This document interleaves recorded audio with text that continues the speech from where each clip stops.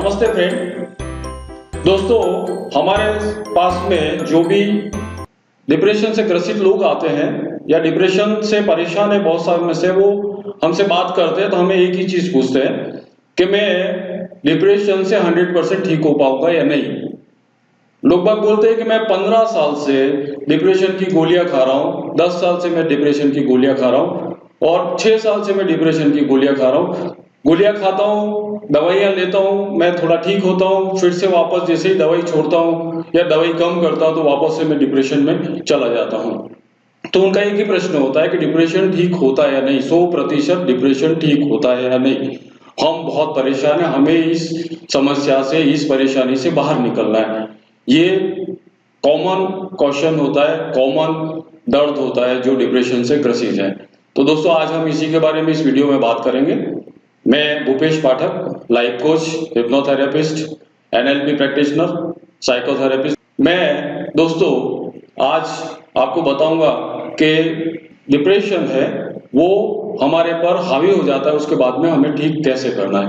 दोस्तों, आपने कभी देखा होगा पैरालिसिस से ग्रसित लोगों को मिले होंगे जिनको पैरालिसिस हुआ है। तो पैरालिसिस जैसे ही होता है हम डॉक्टर्स के पास ले जाते हैं, डॉक्टर्स उनको दवाइयाँ देते हैं और जो क्लॉटिंग वगैरह होता है, जो पैरालिसिस का केमिकल या जो मेडिकल ट्रीटमेंट होता है उसकी दवाइयाँ दे देते हैं। उसके बाद में जब वो वापस आता है, थोड़ा सा नॉर्मल हो जाता है और उसके बाद में जरूरत क्या पड़ती है, होती है फिजियोथेरेपी की। क्योंकि उसके मसल्स पैरालिसिस होने से नर्वस सिस्टम और उसके मसल्स है वो ढीले पड़ जाते हैं, उसमें कमजोरी आ जाती है। तो उसको हमको स्ट्रेंथन करने के लिए क्या जरूरत पड़ती है, फिजियोथेरेपी। और फिजियोथेरेपी जब करते हैं, उसमें स्ट्रेच देते हैं, उसमें एक्सरसाइज करवाते हैं, तो धीरे धीरे उन मसल्स में ऊर्जा पैदा होती है, एनर्जी आती है, वो तनाव आता है और वापस से वो नॉर्मल स्थिति में काम करने लगते हैं और एक पैरालिसिस ग्रसित आदमी वापस से चलना फिरना चालू कर देता है। उसका पैरालिसिस 100% डिसअपियर हो जाता है। इसी प्रकार से जब डिप्रेशन में आदमी जाता है तो उसकी मानसिक जो अवस्था है वो और उसका मस्तिष्क है, उसका शरीर है, वो डिप्रेशन के प्रभाव से एकदम से सुस्त हो जाता है।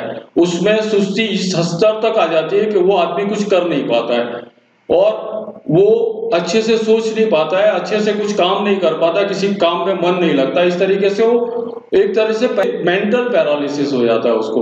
तो उससे हमें बचने के लिए दवाई के साथ में जरूरत है साइकोथेरेपी की, हिप्नोथेरेपी की। इन क्रियाओं से, इन टेक्निक से दोस्तों जो डिप्रेशन से ग्रसित लोग होते हैं उनके मानस में जो ढीलापन आ जाता है, जो कमजोरी आ जाती है, जो सुस्ती आ जाती है, उसमें पूर्ण जागरण पैदा किया जाता है, एनर्जी पैदा की जाती है।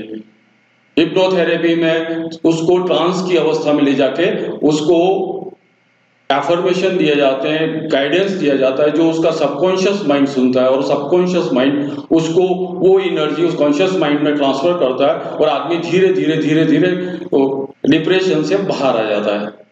तो दोस्तों, ये हिप्नोथेरेपी, साइकोथेरेपी, सबकॉन्शियस माइंड और कॉन्शियस माइंड क्या है, उनमें क्या रिलेशन है, उसके बारे में हम नेक्स्ट वीडियो में विस्तार से डिस्कशन करेंगे। तब तक आप मेरे इस चैनल को सब्सक्राइब करिए और बेल का आइकन दबाइए ताकि आपको मेरा नोटिफिकेशन जल्दी से जल्दी मिले और आप मेरे नेक्स्ट वीडियो को देखें और जाने कि हम डिप्रेशन से कैसे बाहर आ सकते हैं। लेकिन दोस्तों, मैं आपको एक चीज आज बहुत श्योरिटी के साथ में, पूरे कॉन्फिडेंस के साथ में बोल सकता हूं कि डिप्रेशन 100% ठीक हो सकता है। डिप्रेशन से आप 100% बाहर आ सकते हैं। तो आप मेरे साथ बने रहिए। आप जरूर, अगर डिप्रेशन से ग्रसित हैं तो बाहर आएंगे और आप एक नॉर्मल लाइफ जी पाएंगे।